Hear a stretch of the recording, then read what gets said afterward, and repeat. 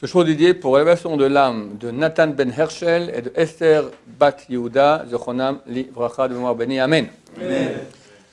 Mercredi passé, on a eu la chance d'aller au Sioum HaShas francophone.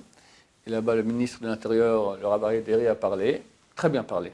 J'étais très touché par ce qu'il a dit. Il a dit que c'est un chidouche connu. Les versets de Tehillim qu'on lit dans le Hallel, Hayut Adonai kol goyim, shabru kol haomim, ki gavar alenu chasdo. Hayut Hashem kol goyim, louez Dieu tous les goyim, tous les peuples.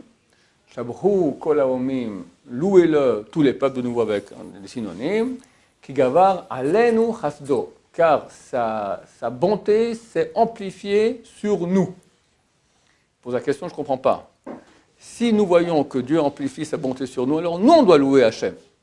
Si les goïms voient, les non-juifs, les peuples de la terre voient que la bonté de Dieu s'amplifie sur eux, alors il faut dire louer Dieu parce que Gavar alechem chasdo, parce que la bonté de Dieu s'est renforcée sur vous.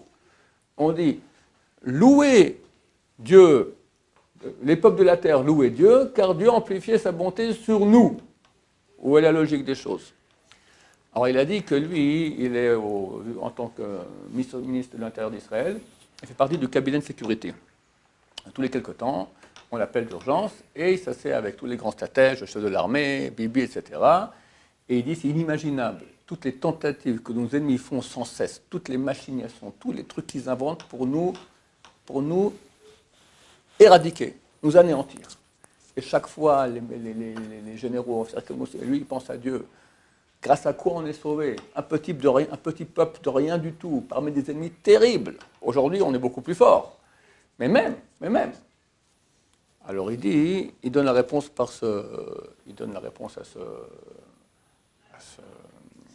à cette contradiction. Il dit que, en fait, nous, on est au courant de 1%, même pas, de ce que les ennemis veulent nous faire.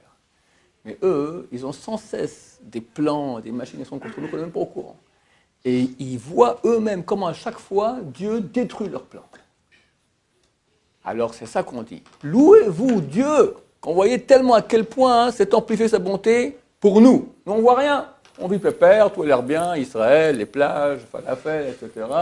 On ne se rend pas compte comment on est sauvé à chaque seconde par Akadosh Baruch Hu de tous les plans diaboliques qu'ils font contre nous. Moi, je suis convaincu, je peux me tromper, mais c'est presque évident. On a un grand ennemi qui s'appelle l'Iran, qui a dit la mission numéro 1 de la révolution islamique iranienne, l'anéantissement d'Israël. Ce n'est pas des mots en l'air, c'est la mission numéro 1. Et ils sont prêts à mourir, à rentrer dans une pauvreté terrible pour continuer leur projet de bombe atomique, qui n'est pas destiné à des fins civiles, mais bien pour notre poire. D'accord? C'est évident. Ils n'ont pas la bombe atomique, il n'y a plus moyen d'attaque. Donc ils ont des drones, ils sont très très bons en guerre électronique, etc. Mais aussi la guerre bactériologique, ils n'ont pas oublié ça. Et c'est certain, j'ai aucune information là-dessus, mais j'ai aucun doute qu'ils ont essayé aussi ça. Et moi je pense que Dieu maintenant leur dit « Ah, vous voulez envoyer des bactéries contre mes enfants à moi, mon peuple juif en Israël ?» Eh bien, d'abord, Shazadou, Yitro, il est venu voir Moshe, il a dit c'est extraordinaire.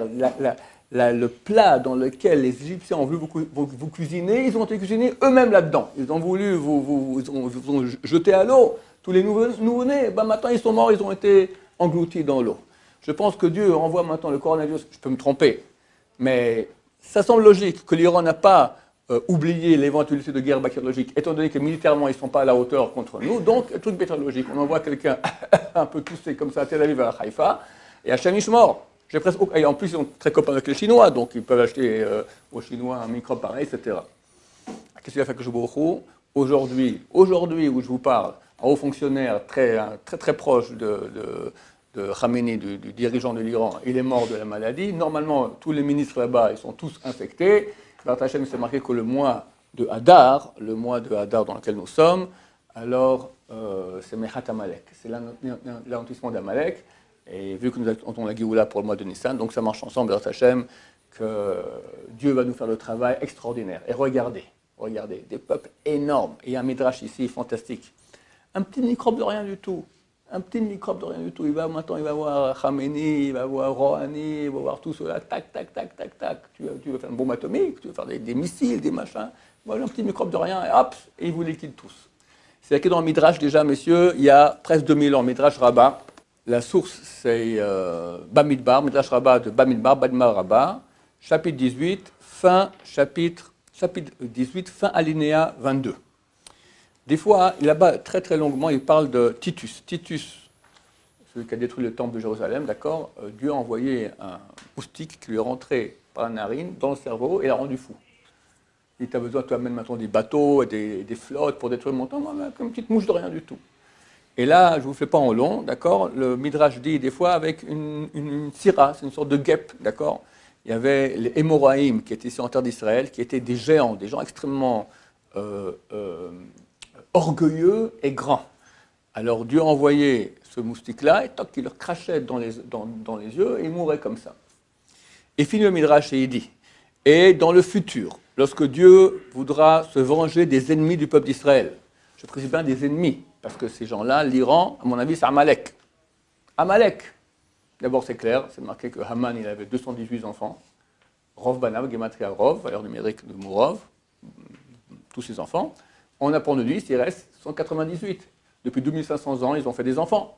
Ça se peut que la moitié de l'Iran, ce sont des descendants d'Amalek. Amalek, il y a deux signes très clairs. C'est qu'ils ont une haine totale d'Israël au prix de mourir. Ils n'ont rien à faire. Ils sont prêts à mourir pour qu'Israël disparaisse. Deux, ils viennent de très loin se bagarrer contre nous, alors qu'ils n'ont rien. Et c'est bizarre, parce qu'on a des ennemis qui sont proches. On avait des ennemis qui étaient proches. Mais de si loin de l'Iran, on est à 2000 km, on ne t'a rien fait. On ne te dérange pas. Pourquoi tu es tellement contre nous? Ça, c'est typiquement Amalek. Donc ceux-là qui sont vraiment les ennemis de Dieu et nos ennemis, qu'est-ce qu'il fait Hachem? C'est marqué dans le Midrash il y a 2000 ans. Et dans le futur, quand Dieu voudra se venger des ennemis du peuple d'Israël, il va le faire à l'aider Dvarim Kalim, avec des choses légères. Un petit truc de rien du tout comme ça, un petit coronavirus. Phénoménal. C'est écrit. On remercie Hachem qui fait cette grande bataille contre nos ennemis. Bézat Hachem que ça touche que les ennemis et pas les autres. Bézat Hachem que très bientôt Dieu amène un Géoula avec l'expiration du mal dans le monde et qu'il y ait que du bien. Amen, va Amen.